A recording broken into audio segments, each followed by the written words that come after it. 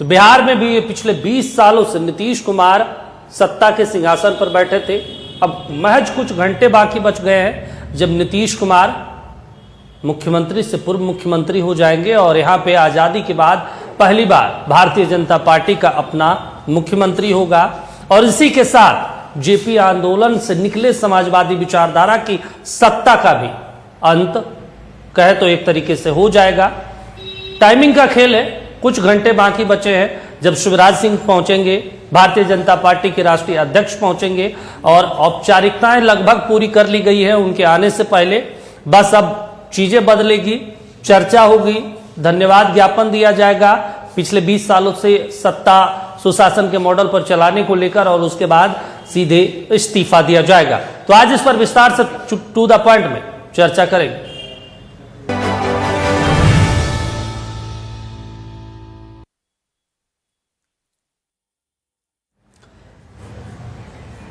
तो देखिए, नीतीश कुमार अब इस्तीफा देंगे और इससे पहले शिवराज सिंह चौहान जो केंद्रीय पर्यवेक्षक बनाए गए हैं भारतीय जनता पार्टी के, वो कल पहुंचेंगे पटना। वहां पे तमाम विधायकों के साथ बैठक होगी और उसके बाद एनडीए की बैठक होगी। तमाम चीजों के बारे में जानकारी दी जाएगी कि अब सत्ता के सिंहासन पर कौन वो चेहरा बैठेगा, सम्राट होंगे, विजय सिन्हा होंगे या फिर कोई पर्दे के पीछे जो नेता है उन्हें लाया जाएगा।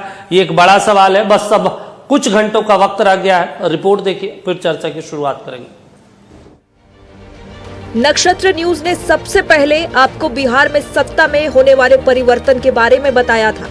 हमने ही सबसे पहले आपको बताया कि 15 अप्रैल को बिहार में बीजेपी की पहली सरकार का शपथ ग्रहण समारोह होगा, जिसमें प्रधानमंत्री नरेंद्र मोदी और गृह मंत्री अमित शाह भी शामिल होंगे।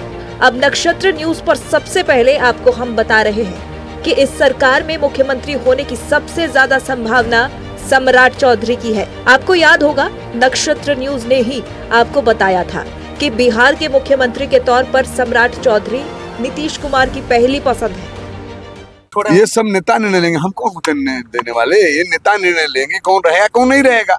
जो नेता निर्णय हमारे ले लेंगे, लोकप्रिय नेता जनाब नीतीश कुमार जी, उसी निर्णय पर हम सब लोग चलेंगे। मुख्यमंत्री जेडीयू का होगा। अब सब नेता निर्णय लेंगे, हम क्या बताएंगे जेडीयू का होगा। हम लोग के शीर्ष नेता हैं, रहेंगे शीर्ष नेता। जवान जी, एक सवाल है कि नीतीश कुमार का आशीर्वाद होगा जो भी मुख्यमंत्री होगा बिहार का? हाँ, वही होगा जो नेता कुमार जी को चाहेंगे। कहा जा रहा है प्रधानमंत्री नरेंद्र मोदी भी शपथ में आएंगे। बड़े लोग हो सकता है, हमें क्या मालूम, हो सकता है जैसे आप कह रहे हैं। भैया, फैसला तो लेना है एनडीए को, और एनडीए में और किसी को नहीं, मात्र केवल 2 व्यक्ति को। और हमने पूर्व में भी कहा, जो भी मुख्यमंत्री बनेगा उसको पब्लिक का कोई मैंडेट नहीं है। जो भी मुख्यमंत्री बनेगा, नई सरकार बनेगी, अब गुजरात से सरकार चलेगी।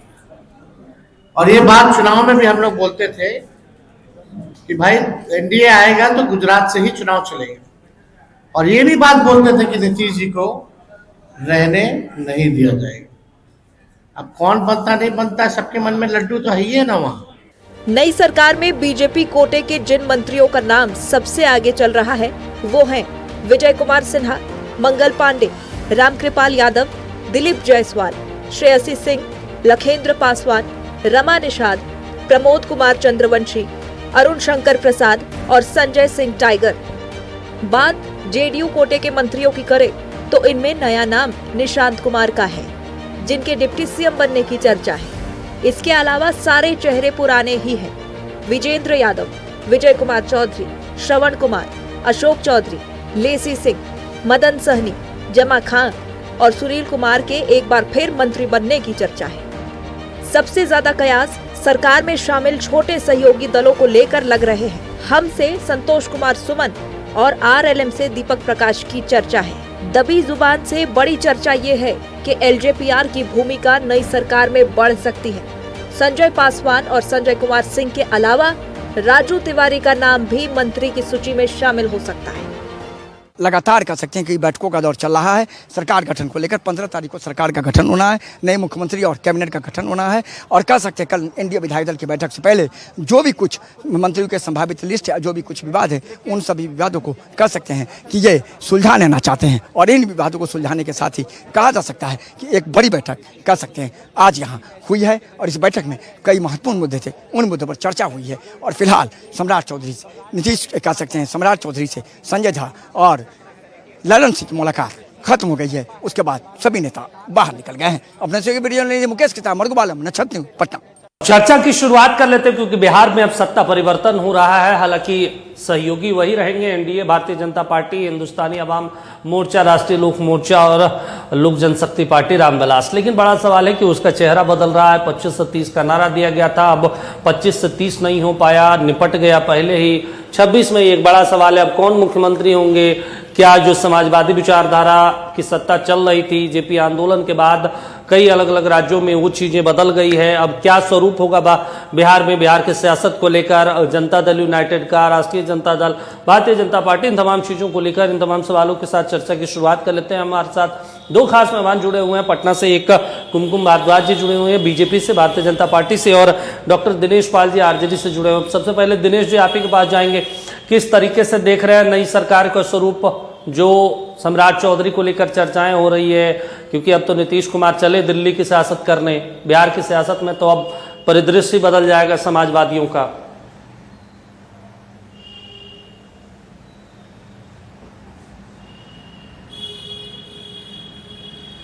दिनेश जी आवाज मिल रही है? दीपक जी दीपक जी धन्यवाद। सभी को, आपके श्रोताओं को आपको नमस्कार। हम भावी मुख्यमंत्री की बात करें उससे पहले मैं अपने भूतपूर्व मुख्यमंत्री बिहार के हैं जिन्हें मैं नमन करना चाहूंगा, बीपी मंडल साहब, जिसकी आज स्मृति दिवस है और जिन्होंने राष्ट्र के निर्माण में उनका मंडल आयोग की जो रिपोर्ट रही है एक मिसाल कायम की है, तो उन्हें नमन करते हुए, और आपने जिस तरह से नाम रखा सम्राट चौधरी का, जिस तरह लग रहा है कि आपने तय ही कर लिया कि सम्राट चौधरी होने जा रहा है, ऐसा अभी बाकी तो बीजेपी के लोग ही बताएंगे कौन होंगे नहीं होंगे, वो तो कल सूचना आएगी।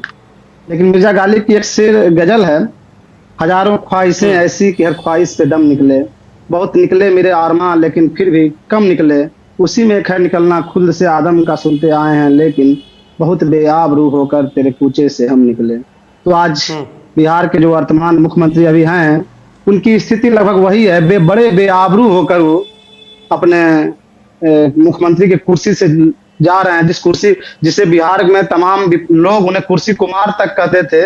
इस कुर्सी से चिपके रहने के लिए उन्होंने क्या नहीं किया, कितनी करवटें बदली, आज उन्हें धकिया कर एक तरह से कहें तो निकाला जा रहा है। उन्हें बिना मुख्यमंत्री से इस्तीफा दिए उन्हें सुरक्षा की घोषणाएं उनके गृह मंत्रालय से आगे हो गई थी। उसके बाद कल आपने देखा होगा कि लेटर जारी हुआ, शिवराज सिंह चौहान मुख्यमंत्री चुनने आ रहे हैं। और अब बिहार में पहली बार जिस सांप्रदायिक शक्तियों को, जिस उन्माद की राजनीति करने वाले लोगों को लंबे समय से बिहार की जनता ने स्वीकार नहीं किया, उनके चेहरे पर कभी मुख्यमंत्री के लिए वोट नहीं दिया, उन्हें कभी मैंडेट नहीं मिला, उन्हें वह आदमी में कुर्सी सौंपने जा रहा है जो आदमी कभी कहा करता था कि मिट्टी में मिल जाएंगे लेकिन भाजपा में नहीं जाएंगे। आज वही भाजपा उस व्यक्ति की पूरी राजनीति मिट्टी में मिला दी, या एक तरह से कहें तो मिट्टी पलीद होती दिख रही है उनकी स्थिति। दूसरी तरफ जो वर्तमान अगली सरकार बनेगी उसकी क्या स्थिति होगी, वह कितना संवेदनशील और कितना संवेदनहीन होगी, इसका अंदाजा आप इस बात से लगा सकते हैं कि कल पूरे बाबा साहब की जयंती है, अम्बेडकर जयंती है, और पूरे देश में राष्ट्रीय अवकाश घोषित है। और बिहार में हमको लगता है पहली बार ऐसा हो रहा है कि अम्बेडकर जयंती के दिन बीपीएससी एक परीक्षा एडीओ की लेने जा रही है, यानी कि यह कहीं न कहीं संवेदनहीनता दिखती है और यह बहुजन तबका को अम्बेडकर जयंती से उनके युवाओं को दूर रखने की एक साजिश है। इससे हम अंदाजा लगा सकते हैं कि आगे यह सरकार किस तरह से बहुजनों के खिलाफ एक तरह से गुजराती जो चलाएंगे बिहार को, वह कितना संवेदनहीन और किस तरह पूंजीपतियों के लिए काम करेंगे। यह बिहार के लिए बहुत दुर्भाग्य होगा और बिहार के जनाधार का जो विश्वासघात हो रहा है वो तो हो ही रहा है। बिहार के जनाधार चलिए ठीक है सर, ठीक है। भारतीय जनता पार्टी ठीक है, हमारे साथ जुड़ी हुई हैं कुमकुम जी। ठीक है, कुमकुम जी किस तरीके से देख रहे हैं आप लोग तो बहुत उत्साहित होंगे, क्योंकि भाई चलिए 25 से 30 नारा दिया, लेकिन बीच में नीतीश जी को आप दिल्ली भेज दिए। अब बिहार में आज़ादी के बाद पहली बार भारतीय जनता पार्टी का मुख्यमंत्री बनेगा, मतलब एक उत्साह का तो माहौल है। लेकिन आपको नहीं लगता कि जनता ने जो मैंडेट दिया था, जो वोट दिया, आप लोगों की पार्टी और पूरे एनडीए एक धोखा देने का काम कर रही है? कम से कम 5 साल तो खींच लेना चाहिए था किसी तरीके से।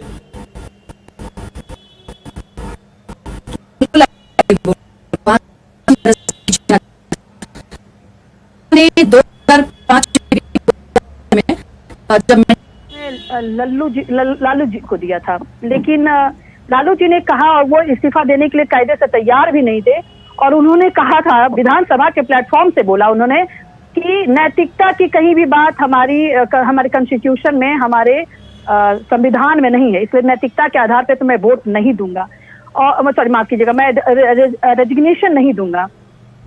और फाइनली जब उनको घेर लेती है, सीबीआई का मैटर चलता है, वारंट ऑर्डर इशू जब हो जाता है, तो सुशील मोदी जी हमारे विधानसभा के प्लेटफॉर्म पे सवाल उठाते हैं कि एक अन्य मार्ग पे एक अपराधी रह रहा है, तो कम से कम जो इनको सौंपा गया मुख्यमंत्री की पदवी जो सौंपी गई थी, जिसके बारे में लालू जी खुद कहा करते थे कि मेरी पत्नी एक सकुशल गृहिणी है, वो घर चलाती हैं सिर्फ और बच्चे को पालती हैं, तो जब उनको ये सौंपा गया था उस समय पे जनता का क्या मैंडेट था, और जनता का मैंडेट मैं इस बात से इनकार नहीं, जनता का मैंडेट कई बार बदला है। मैं पिछले डिबेट में भी आपसे कही कि 34वीं विधानसभा का आप कार्यकाल पूरा उठा करके देख लीजिए, मैं कहिए तो मैं नाम पढ़ दूं, महामाया प्रसाद जी, सतीश प्रसाद जी, बीपी मंडल जी, फिर हमारे भोला पासवान शास्त्री, मतलब चौथा, पांचवा, छठा, फिर 7वां में 2 बार परिवर्तन होता है, 8वीं में 2 बार होता है, 9वीं में फिर 4 बार मुख्यमंत्री आते हैं। और इन लोगों का मतलब जिनको सौंपा गया था वो रत्ती भर भी पढ़ी लिखी नहीं थी, एक इंटेलेक्चुअल कहा जाता है कि बिहारी इंटेलेक्ट, आज भी लोग मानते हैं, इस बात का लोहा मानते हैं कि उस इंटेलेक्चुअल बिहार को जिसके नाम से जाना जाता है, उसको एक अनपढ़ गवार और एक महिला को जो गृहिणी थी उनको पकड़ा दिया गया कि किसी तरह से हमारी बनी रहे, हमारी कुर्सी बची रहे, और एक अन्य मार्ग पे एक अपराधी का मतलब पूरी की पूरी तरह से उसका अपना वर्चस्व हो चुका था। तो बिहार की जनता ने उस चीज को भूला नहीं है, और हम बहुत सारी चीजों को बता सकते हैं, लेकिन आप हमें एम्पल टाइम देंगे नहीं बताने के लिए कि किस तरीके से 2005 का घटनाक्रम हुआ, फरवरी में चुनाव होता है, फरवरी के बाद से फिर नवंबर में चुनाव होता है, इनकी सीट किस तरह से मतलब घटती चली जाती है। अगर मैं कहिए तो मैं इनको बता भी दूं, उस समय पे जनता ने जो इनको 2005 में मैंडेट दिया वो 54 का दिया। मैडम आप जो चीजें गिनवा रही हैं, ठीक है, मैं समझ गया, तो क्या आप आरजेडी जो नीतियों पे काम किया वही नीतियों पे भारतीय जनता पार्टी काम करेगी? आपका कहने का मतलब तो आप वही जस्टिफाई कर रहे हैं कि देखिए आरजेडी ने भी वही काम किया, कांग्रेस ने भी वही काम किया, हम भी कर रहे हैं, तो क्या दिक्कत है? ऐसा हम नहीं कह रहे हैं और ना हम ऐसा करेंगे।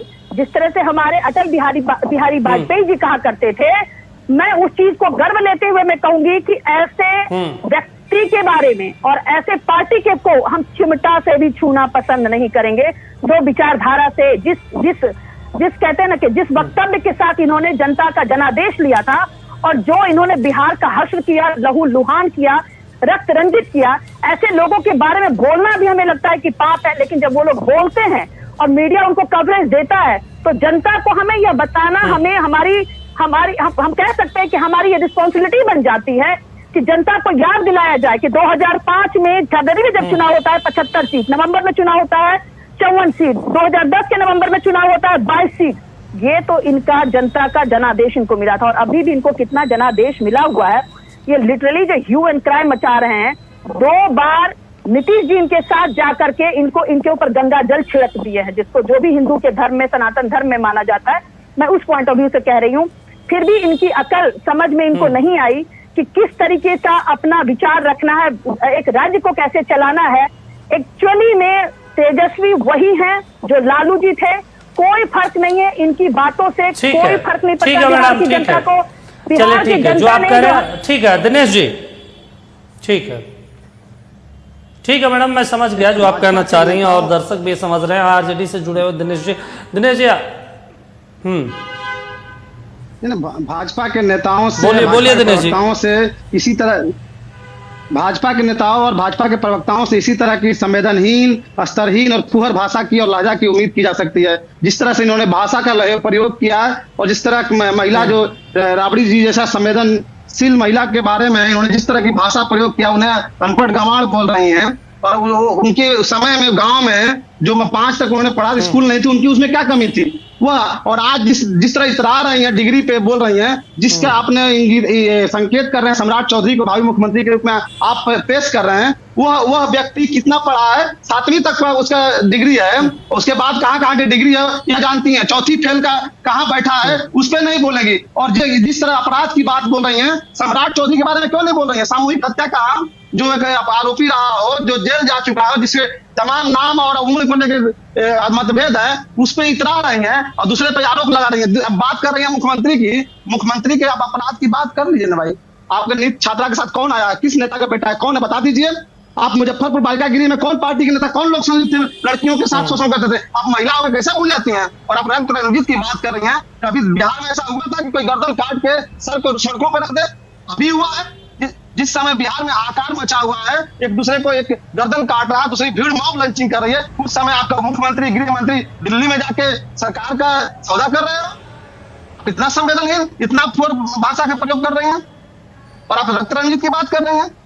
और जिस समय आप 75 में से सबसे बड़ी पार्टी उस समय भी थी, और आप 2010 तक गई, 2015 में क्यों नहीं बोली, 2020 में क्यों नहीं बोली? और आप नीतीश जी आए थे, नीतीश जी जब आए थे हमारे साथ तो 2015 में और 20 में भी हमारी पार्टी बिहार में सबसे बड़ी पार्टी थी। आप भूलिए मत और आप हमको मत बताइए। और आप जिस तरह से सत्ता के लिए प्यासे हैं, तब अगर आपको यही थी, भूख थी सत्ता की, आप यही आपको तैयारी थी, तो 2025 के विधानसभा चुनाव में आप लोग क्यों कह रहे थे 25 से 30 फिर से नीतीश? कहाँ गए नीतीश?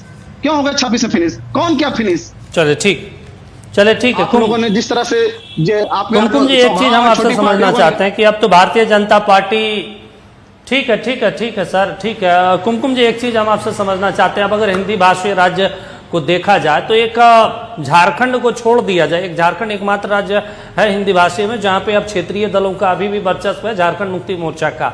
लेकिन एक बिहार बचा हुआ था कि यहाँ पे अभी भी समाजवादियों का गढ़ था। यूपी में आपने पहले ही 2017 में तिलिस्म तोड़ा और वहां पे एक तरीके से सेंट्रल पार्टी की सरकार बन गई।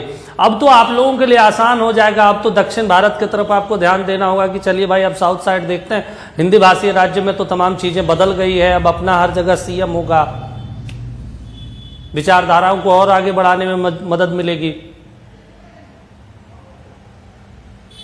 आप जो बात कह रहे हैं, ये जनता का जनादेश मिला है। कुमकुम जी, आवाज और हमारे लोकतंत्र में जो जनता का जनादेश होता है वो सर्वमान्य होना चाहिए। ये जनता के प्रति हमारी कृतज्ञता है कि जो उन्होंने हमें दिया है उस तरीके से हम जनता के बातों को आगे बढ़ाएं, उस राज्य की जो डेवलपमेंट पॉलिसी है उसको लेकर के हम चीजों को आगे बढ़ें। मैं कहना चाहूंगी, जिस बातों का ये खंडन कर रहे थे, मैं सिर्फ मैं पॉलिसीज पे बात कर रही हूँ। मैं बात कर रही हूँ कि राज्य का जब एक मुखिया होता है तो मुझे गर्व है बिहारी होने पे, लेकिन मेरा सर शर्म से झुक जाता है कि एक इंटेलेक्चुअल बिहार में एक अनपढ़ गवार, तो मैं नहीं कहूंगी क्योंकि महिला कोई गवार नहीं होती है, लेकिन एक अनपढ़ महिला आती हैं और उस अनपढ़ महिला से मैं अगर अपनी बात करूं तो मुझे उनसे सीखने के लिए एक कर्ण भी नहीं है, एक कर्ण भी मैं नहीं चाहूंगी। आपका गृह मंत्री और प्रधानमंत्री कितना पढ़ा है? उनसे आपका प्रधानमंत्री गृह मंत्री कितना पढ़ा बताइए? डिग्री है आपका? प्रधानमंत्री गृह मंत्री का डिग्री है आपके पास? बताइए कितना पढ़ा दोनों। मैं ऐसे डिस्कशन दीपक जी मैं नहीं करूंगी, बदतमीजी और मुझे बिल्कुल पसंद नहीं है। मैं एक डिसिप्लिन महिला हूँ और बिल्कुल डिसिप्लिन में रहना चाहूंगी। इनकी सारी हैकड़ी जो है जनता ने देख करके, और ऐसे डिबेट में ऐसे लोगों के साथ I don't like to argue with him, ठीक है, जिसका कि कोई इनके नेता कहते हैं कि हमने बर्तन धोने वाली को विधान परिषद में पहुंचाया, हमने कपड़ा साफ करने वाली को विधान परिषद में पहुंचाया। इनके खुद के नेता हैं राजद की पार्टी से, ये लाइव आकर के चैनल पे इन बातों का ये खंडन करते हैं। तो महिलाओं के प्रति इनके मन में कितना सम्मान है, एक परिवार के प्रति सम्मान है, तो आपका दिख रहा है, राबड़ी जी के वो प्रति आपका दिख सम्मान रहा हो है। सकता है, बिहार की पहली महिला मुख्यमंत्री के बारे में आपकी भाषा जो निकल रही है, अरे दिख रहा है छोड़िए महिलाओं बिहार के की सम्मान पहली करके। महिला मुख्यमंत्री, बिहार की पहली पूरा महिला पूरा मुख्यमंत्री, राज्य, जिसके लिए पूरा आपकी भाषा राज्य इतना संवेदनहीन, इतना फूहड़, इतना बेशर्मी वाला भाषा है, और आप हमको समझाएंगी बिहार की पहला महिला मुख्यमंत्री के प्रति आपकी मैं इतनी इस भाषा डिबेट से फूहड़ है बाहर और निकल इतना जाऊंगी दीपक संवेदनहीन। जी। इस आदमी को I don't know, I can not. ना ना ठीक है डॉक्टर दिनेश जी, दिनेश जी, दिनेश जी, ठीक, दिनेश जी थोड़ा रुक जाइए, बोलने दीजिए उनको। गमछा का यहाँ पे ठीक है मैडम, नहीं चलेगा, ये जाकर के राजद के दफ्तर में और तेजस्वी के दिनेश जी। सामने इस तरीके के भाषा को प्रयोग करें, ठीक है। मेरे सामने नहीं। यह भाषा और एक गुंडई आप जाके ठीक है। बीजेपी में जो बेशर्मी से संवेदनहीन भाषा का प्रयोग होता है वो हर जगह नहीं चलेगा। आप जगह महिला मुख्यमंत्री के बारे में इस तरह बोलेंगी? पूरा बिहार ठीक कह रहा है, पूरा देश कह रहा ठीक है। है, हम दिनेश जी, बेशर्मी वाली भाषा जिस तरह की ये बातें कर रहे हैं, पूरा देश, पूरा कौन सा ऐसा बिहार का नागरिक है जो आकर कहे कि मुझे राबड़ी देवी बनना है, मुझे राबड़ी देवी बनना है। राबड़ी देवी जब कहती है कि एक अन्य मार्ग से जब उनको मिलता है कि हम वही चलाएंगे जो हमारे पति ने हमें सिखाया है, तो पति ने क्या सिखाया था ये पूरा राज्य जानता है। चलिए ठीक है मैडम, जो आप कह रहे हैं उस पर भी हम आएंगे और दोबारा लौटेंगे, और जो दिनेश जी कह रहे हैं उस पर भी हम लौटेंगे। मौजूदा पॉइंट में हम चर्चा कर रहे हैं नीतीश कुमार को लेकर कि नीतीश कुमार के इस्तीफे के बाद बिहार की सरकार कैसे चलेगी और किस तरीके की रूपरेखा होगी मंत्रिमंडल में, किस दिशा में बिहार को आगे ले जाया जाएगा बीजेपी के नेतृत्व में, क्योंकि अब आहट है और कुछ समय बच गया है। हमारे साथ जुड़े हुए हैं 3 खास मेहमान, हम लगातार चर्चा की शुरुआत कर रहे हैं। प्रियंका पुष्प जी भी कांग्रेस पार्टी से जुड़ गई हूँ, उनके पास चलते हैं। प्रियंका जी, आपको क्या लग रहा है, सरकार अब नीतीश कुमार तो चले, अब दिल्ली, अब उसके बाद अब सम्राट चौधरी हो या भारतीय जनता पार्टी का कोई भी लीडर मुख्यमंत्री बनेगा, किस तरीके से कांग्रेस पार्टी देख रही है इसे? धन्यवाद नक्षत्र टीवी। बिहार में सवाल ये नहीं है कि सीएम कौन बनेगा, सवाल यह है कि बिहार को बेहतर नेतृत्व कौन देगा, बिहार को कौन आगे लेकर जाएगा, जैसे कि रोजगार, शिक्षा, स्वास्थ्य और विकास के मुद्दों पे कौन बिहार को आगे लेकर जा सकता है, सवाल इसकी है। हेलो, आवाज जा रही है मेरी? हाँ बिल्कुल, बोलिए कंटिन्यू कीजिए। आवाज जा रही है मेरी? हाँ बिल्कुल, बोलिए प्रियंका जी। हाँ, तो मैं बोल रही थी कि सवाल ये नहीं है कि बिहार में सीएम कौन बनेंगे, बिहार में सवाल ये है कि बिहार को बेहतर नेतृत्व कौन देंगे, बिहार को आगे लेकर कौन जाएंगे, शिक्षा, रोजगार हो या स्वास्थ्य हो, बिहार को कौन आगे लेकर जाते हैं, बात ये है। तो हमारे कांग्रेस पार्टी सिर्फ राजनीति नहीं है, ये व्यक्ति आधारित नहीं है, विचार आधारित है।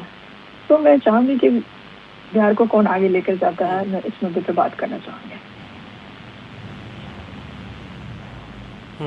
नहीं तो एक बड़ा सवाल है ना, 25 से 30 नारा दिया गया, नीतीश कुमार के नाम पर वोट लिया गया, इतना प्रचंड बहुमत आया 2010 के बाद, लेकिन स्थितियां बदल गई और 6 महीने में ही नीतीश फिनिश कर दिया गया।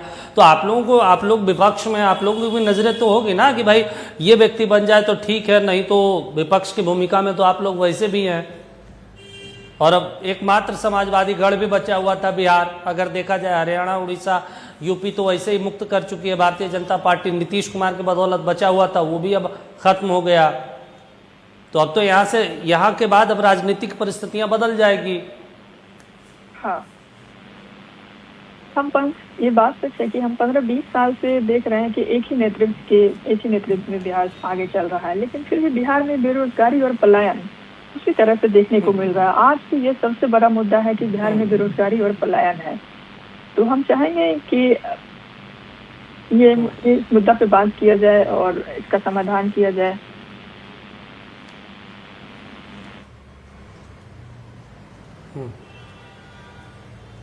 तो समाधान, मेरा ये सवाल है कि भाई अब यहाँ से समाजवादियों का एक तरीके से अंत हो जाएगा, क्योंकि अभी एकमात्र नीतीश कुमार ही बचे हुए थे। इससे पहले पटनायक साहब थे उड़ीसा में, उससे पहले चौटाला साहब, फिर यूपी में हमने देखा कि पहले मायावती और उसके बाद अखिलेश यादव, मुलायम जी, इन तमाम लोग बचाए हुए थे कुनबा।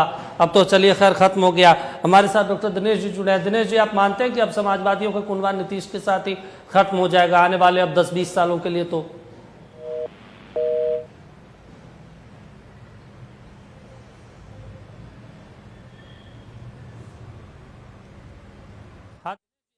ये है मुझे बोल रहे हैं। चलिए हाँ बिल्कुल, आप ही से हम समझना चाह रहे हैं कि अब समाजवादियों का जो कुनबा था, एक राज्य एकमात्र बचा हुआ था बिहार। देखिए नीतीश जी समाजवादी नेता थे, हैं नहीं, अब केवल उनका एक तरह से कहें तो एक चोला बचा था समाजवाद का, बाकी वो अंदर से पूरी तरह से अपने आप को समर्पित कर चुके थे सांप्रदायिक पार्टियों के। आप देखे होंगे पिछले चुनाव में, पिछले 1.5 साल से देखे होंगे, बार बार मोदी जी के चरणों में जिस तरह से लौट रहे थे, गिर रहे थे। आपको याद कीजिए कि जब गुजरात में वो दंगे हुए थे, उसके बाद उनका क्या स्टैंड था, उसके बाद जब मोदी जी को पीएम कैंडिडेट घोषित किया गया था, उस समय उन्होंने क्या स्टैंड लिया था, कैसे वो पार्टी मतलब गठबंधन से अलग हो गए थे। तो नीतीश जी का वो समय जब बहुत मजबूत स्थिति में थे तब, लेकिन धीरे धीरे वो अपने समाजवाद का जो था एक तरह से उसके बहुत बड़े घातक खुद निकले। अगर कहें तो बिहार की जो धरती जहाँ पे लोकतंत्र गणराज्य की शुरुआत हुई, जहाँ समाजवादी विचार पनपा, जहाँ राजनीतिक चेतना थी, वो एक तरह जो धरती थी, वहां पे उन्होंने सांप्रदायिक शक्तियों को पनपाया है, फूलने फलने का उन्होंने एक मौका दिया, सिंचा है उन्होंने, और वो अंतिम आते आते पूरी तरह से समर्पित हो गए थे। और यह स्थिति ये आ गई कि देखिए, आप जब बात रोजगार की कर रहे थे तो बिहार एक, अभी आप कुछ साल पहले देखिए जब हम लोग के साथ थे, पूरे देश में एक नजीर पेश किया, बिहार की मात्र 6 महीना में 2 बालिग टीचरों की हुई, लगभग 2 लाख नियुक्ति पत्र बांटी गई। उसके बाद जैसे सरकार पलटी, TRE 3 में 1 साल लग गए। उसके बाद अगस्त 2024 से चर्चा चल रही है और लगभग आज अप्रैल 2026 में हम बात कर रहे हैं, तब तक TRE 4 का विज्ञापन नहीं आ पाया है, जबकि शिक्षा मंत्री और कई मंत्री बयान दे चुके हैं। और आपको पता होगा कि गजनी भाग में TRE 4 के लिए तमाम छात्र आंदोलनरत हैं। और यही पड़ोसी राज्य उत्तर प्रदेश देखे थे, जहाँ भाजपा जाती है, भाजपा की जहाँ सरकार है, वहां तो नौकरी तो लगभग बिल्कुल बंद है, ठप पड़ा हुआ, उनको रोजगार से कोई मतलब नहीं, उनको मंदिर मस्जिद, भारत पाकिस्तान, गाय गोबर, हिंदू मुस्लिम, इस तरह के मुद्दे पर केवल उन्माद की राजनीति करनी है, सांप्रदायिक राजनीति करना है। आप देखिएगा बिहार में अभी तो नॉर्मल सर कटा है और सड़क पे आया है, सरकार बनने दीजिए, उसके बाद देखिएगा बिहार में केवल क्या होगा, सांप्रदायिक उन्माद फैला जाएगा। एक धर्म के विषय के प्रति नफरत फैलाकर तो फुट डालो राजकोट नीति अपनाएंगे, दूसरी तरफ एक बड़ी जाति को खलनायक सिद्ध करने की कुछ चेष्टा करेंगे, कोशिश करेंगे, टारगेट करेंगे। और यही इनकी राजनीति यूपी में भी दिख रही है। और जो 1 करोड़ नौकरी देने की, रोजगार देने की बात कर रहा था जो व्यक्ति, जो चुनाव में लेकर गया, उसकी नौकरी खुद छीन गई एक तरह से कहें। मतलब पहली बार ऐसा हो रहा है कि राज्यसभा बनने पे कोई मुख्यमंत्री को जबरदस्ती राज्यसभा भेज दिया जाए और उसके बाद उनके इस तरह से मीडिया माइलेज मिल रहा हो, प्रधानमंत्री बधाई दे रहे हो, जैसे मुख्यमंत्री से ज्यादा जिम्मेदार पद पे चले गए हो। इस तरह के प्रोपेगेंडा एक परसेप्शन गढ़ा जा रहा है। तो यह बिहार के साथ बहुत दुर्भाग्यपूर्ण है। और जो इन्होंने वादे किए थे 1 करोड़ रोजगार का, बहुत 2 लाख देने का, यह तो खजाना 40 करोड़ 1000 करोड़ खजाना खाली कर चुके, कोई चुनाव वोट खरीदने के लिए समझिए। जिस तरह से सरकारी चलिए आपके लिए तो बेहतर हो गया ना दिनेश जी, चलिए ठीक है, आपके लिए तो बेहतर हो गया। आप लड़ाई थर्ड वाले पोजीशन में कोई नहीं रहेगा, अब बीजेपी और आरजेडी बनाम हो जाएगा लड़ाई बिहार में। नहीं देखिए दीपक जी, मेरे लिए बेहतर तब होगा जब बिहार बेहतर होगा। बिहार का खजाना खाली हो गया, बिहार के संसाधन बल्कि लुटा दिए गए। यह स्थिति आई कि सरकारी देने के सैलरी देने के तक पैसे नहीं हो, ट्रेजरी लोग लगा रहा हो ठेकेदारों का बिल पास करने में, तो खजाने लुटा कर सत्ता में इन प्रकरण आ जाना और उसके बाद जो घोषणा करके आया हो, जो वादा करके वो भी उसे भी हटा देना, तो यह तो बहुत दुर्भाग्य है। बिहार का बेहतर नहीं है। हमारी राजनीति में देखिए बिहार का बेहतर है तब हमारी बेहतर है। चलो ठीक है, कुमकुम जी हमारे साथ जुड़ी हुई है। चलिए ठीक है। तो एक महत्वपूर्ण चीज होता है, हम आपसे सिर्फ दिनेश जी ये समझना चाह रहे हैं कि चलिए अब नीतीश कुमार हमेशा बैलेंसिंग फैक्टर थे, अब आप लोगों की पार्टियां भी मौजूदा समय में वो स्थिति में नहीं है कि नीतीश जी के साथ मिल जाए तो चीजें बदल जाएगी। जिस तरीके से कांग्रेस पार्टी का इस बार राज्यसभा चुनाव में 3 विधायकों का इधर उधर वाला प्यार प्रेम दिखा, अगर आरजेडी मजबूत स्थिति में होती तो आपको लगता है कि बीजेपी अपने इस मंसूबे में कामयाब नहीं हो पाती? देखिए जाहिर सी बात है कि जब आरजेडी एक समाजवादी धारा की पार्टी रही है, वैचारिक रूप से मजबूत पार्टी जो अपने विचार पे और मजबूत होती, और नीतीश जी भी उस मजबूत स्थिति में होते फैसला लेने लायक। मामला केवल हमारे पार्टी तो नीतीश जी से मजबूत है, नीतीश जी पार्टी तो कमजोर नहीं है। हमारी पार्टी भले से हमारे पास सीट कम है, नीतीश जी तो पिछली बार 42-43 विधायक लेके आंख दिखा लेते थे, आज तो उनके पास 80 प्लस 85 के आसपास सीटें हैं। लेकिन मामला एक नीतीश जी की पार्टी भले मजबूत हुई है, संख्या भले बढ़ी है लेकिन पार्टी कमजोर हुई है और नीतीश जी फैसला लेने लायक नहीं रहे हैं। अब उनके पार्टी में वे लोग कब्जा किए हुए हैं जो कि भाजपा समर्थित लोग हैं, भाजपा के साथ रहना पसंद करते हैं। आप देखिएंगे जब वो शपथ ले रहे थे राज्यसभा का, किस तरह से संजय झा जी उनके कंधे पे उछल उछल के कहाँ साइन करना नहीं करना मीडिया में बयान देने से कैसे रोक रहे थे। तो अब वह संजय झा, लल्लन सिंह और विजय चौधरी और अशोक चौधरी जैसे लोग जो हैं वह इस तरह से उन्हें हाईजेक करवा दिए हैं कि अब वह नीतीश जी उस मजबूती से फैसला लेने लायक नहीं बचे हैं। तो यहाँ स्थिति है, आरजेडी की संख्या घटी है, पार्टी कमजोर नहीं हुई है। वहाँ जदयू में संख्या बढ़ी है लेकिन पार्टी कमजोर हो गई है और नीतीश जी पूरी तरह से कमजोर हो गए हैं, जिसका हर्जाना बिहार को भुगतना पड़ेगा। तो मानते हैं कि भाई आज जेडीयू के लोगों ने ही कमजोर किया है। बिल्कुल बिल्कुल। तो बहुत पहले हम लोग चुनाव से पहले बोलते थे कि कुछ लोग जो भुजा पार्टी के लोग हैं और जो लोग हैं जो भाजपा से आयातित लोग हैं, भाजपा पसंद करने वाले लोग हैं, वह जदयू को कहीं ना कहीं भाजपा के पाले में लेते जा रहे हैं और जदयू को कमजोर करते जा रहे हैं अंदर अंदर। तो वो अब धीरे धीरे दिखने भी लगा, जो इस तरह से उनके ऊपर हावी रहते हैं साथ में शपथ के दौरान या कहीं भी, तो वह तो साफ दिख रहा है।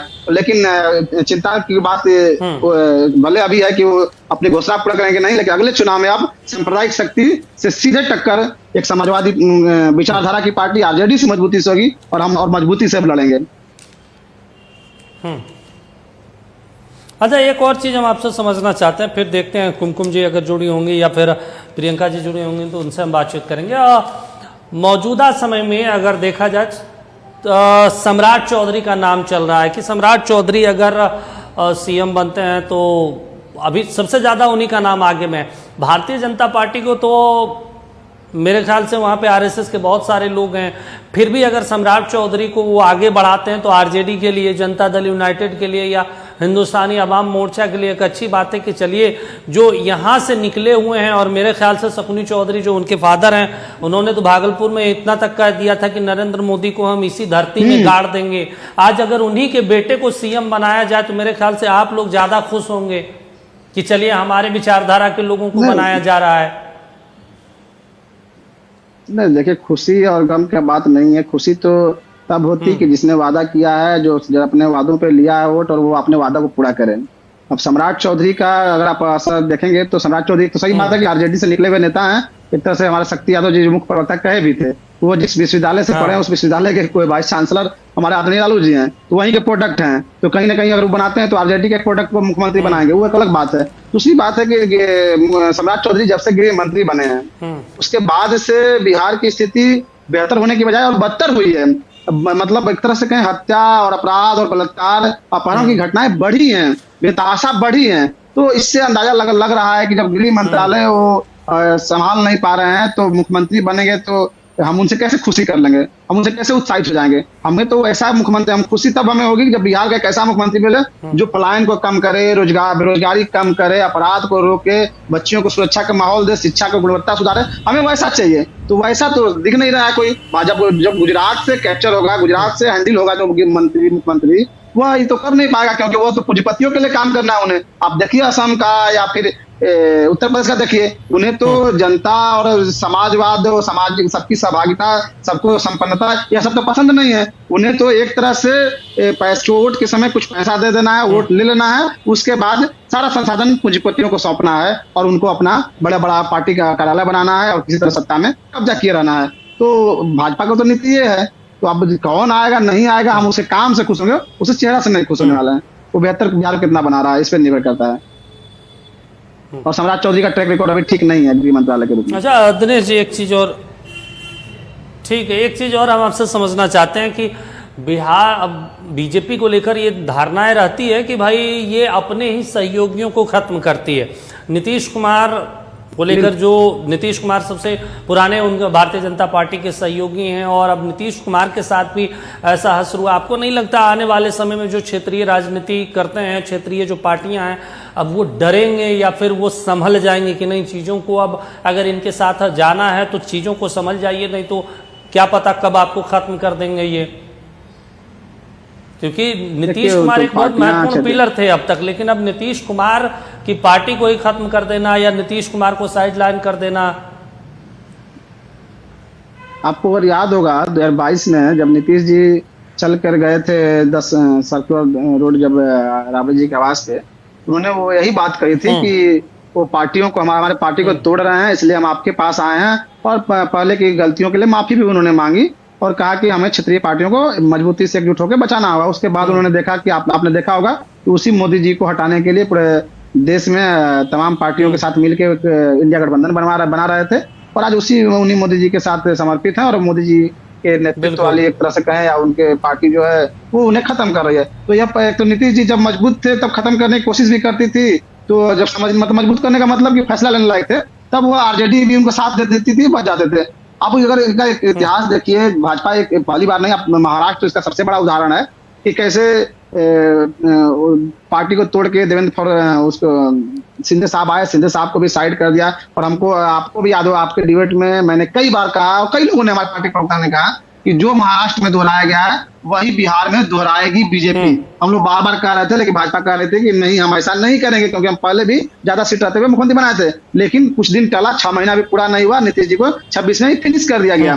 तो अब जो भी छोटी पार्टियां आप देखिए, निषाद जी का, राजभर जी का, उधर तो छोटी छोटी पार्टियों को धीरे धीरे एकदम कमजोर करते हैं और उधर एक समय आता है कि उसे बिल्कुल खत्म कर देते हैं। कहते हैं तुम विलय करो और नहीं तो खत्म हो जाओ, और फिर उसकी कमजोर नसों को ये किसी न किसी बहाने पकड़े रहते हैं ताकि वो किधर उधर जा भी ना पाए। उनको डरा के समा के अपने इशारे पे स्थिति ये आई है कि गठबंधन में हम लोगों ने बिहार विधानसभा चुनाव में देखा कि जब इनकी पार्टी थी, चिराग पासवान जी हो या मांझी जी की पार्टी रही हो या उपेंद्र कुशवाहा जी के, मैसेज इनके जो ट्वीट आते थे एक ही समय एक ही मैसेज लिखा हुआ, ऐसे लगता था जैसे कि भाजपा की तरफ से कोई व्हाट्सएप मैसेज कर दिया तो उनको यही लगाना है ट्वीट में, यही बयान देना है, यानी कि एकदम पूरी तरह से कैप्चर करके। तो क्षेत्रीय पार्टियों को एकदम निकल लेना है और यह चाह रहे हैं कि हमारी बस एक छत्र राज रहे। और ये जिस तरह से चीन और बाकी कुछ दूसरे देशों में है, उस तरह का यह चाह रहे हैं, एक मोनोपोली बनाए हुए हैं और एक तानाशाही की तरह चाह रहे हैं। और धीरे धीरे ये क्षेत्रीय पार्टियों को, खास करके बहुजन तबके के जो समाजवादी विचार के मानने वाले हैं, अम्बेडकरवादी लोग हैं,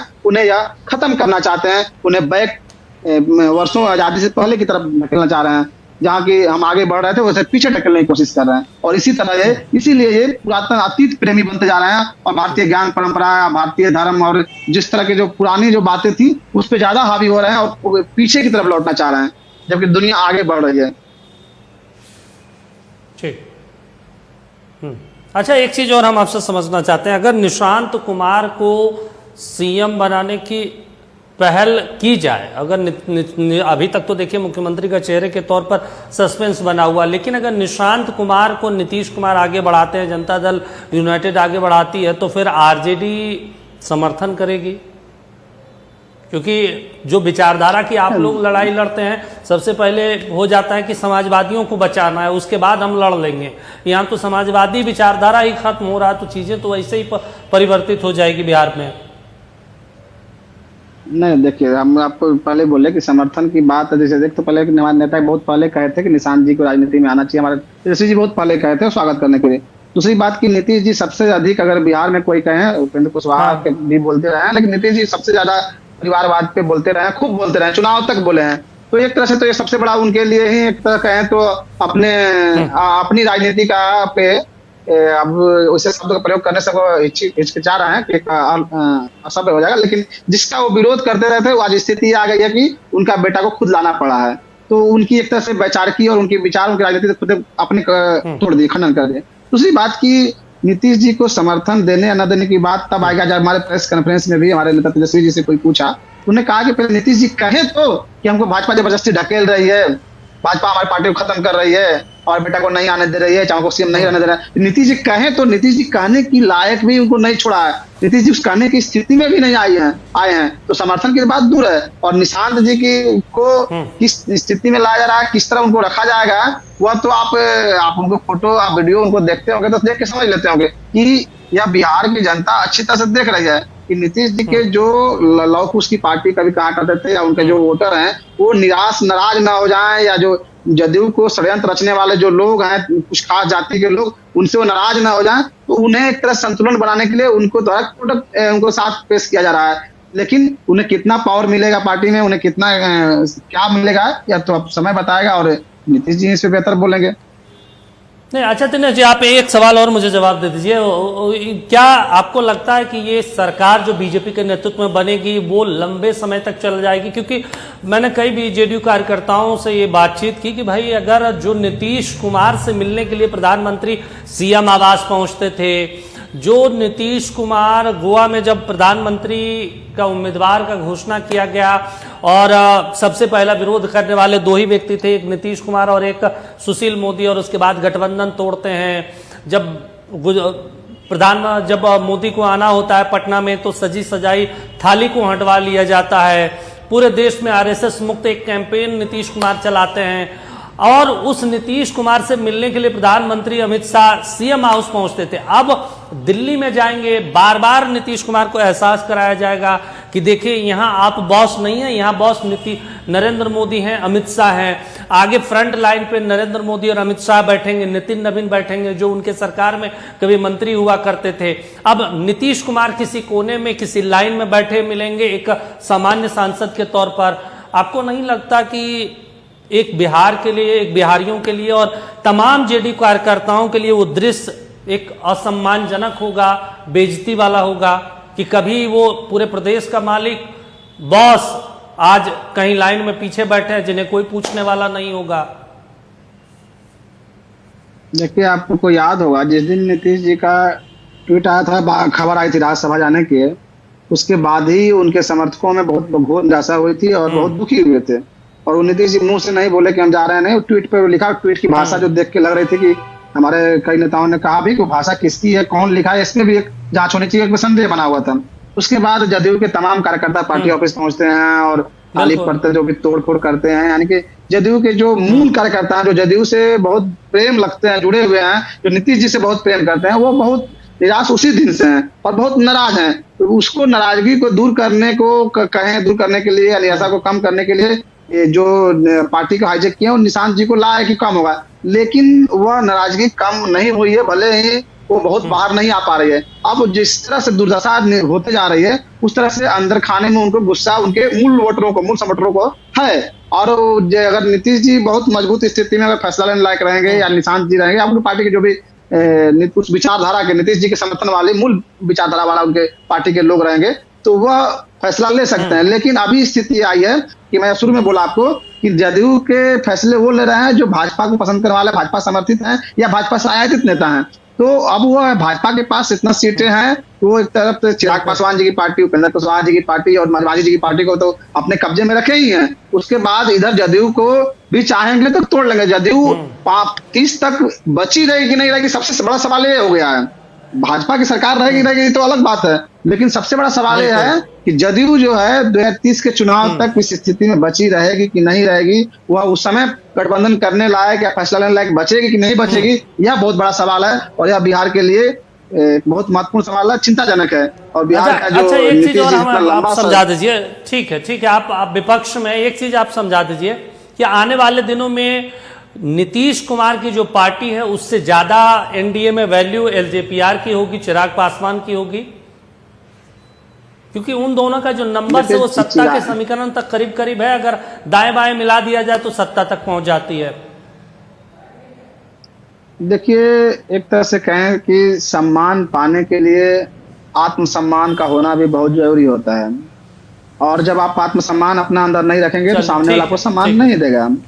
और आपको याद होगा कि चिराग पासवान जी के पिताजी रामविलास पासवान जी जब बिहार के चुनाव के बाद कांग्रेस राज्यसभा हमारी पार्टी भेजी थी और उनके आवास को जब खाली किया जा रहा था, जिस तरह से तस्वीरों को रौंदा जा रहा था, बहुत बिहार के लोग जो राजनीति में नहीं है वो भी बहुत दुखी महसूस कर रहे थे। उसके बाद चिराग पासवान जी की पार्टी टूटी, पशुपति जी का अलग हो गया, चिराग जी अकेले हो गए। उन तमाम अपमानित होने के बाद, तमाम उपेक्षा के बावजूद वो अपने आप को बार बार कहते रहे कि हम मोदी जी का अनुमान है, भाजपा का अनुमान है। तो जब तमाम अपमान के बाद, तमाम उपेक्षा के बाद भी अगर आप अनुमान बने रहने तो आपको सम्मान की क्या जरूरत है? तो नहीं मिलने वाला है। चले ठीक है सर, ठीक है, आप समय इतना इजाजत देता, लेकिन आप जुड़े और आप सभी लोगों ने अपना अपना पक्ष रखा, उसके लिए शुक्रिया आप सभी का।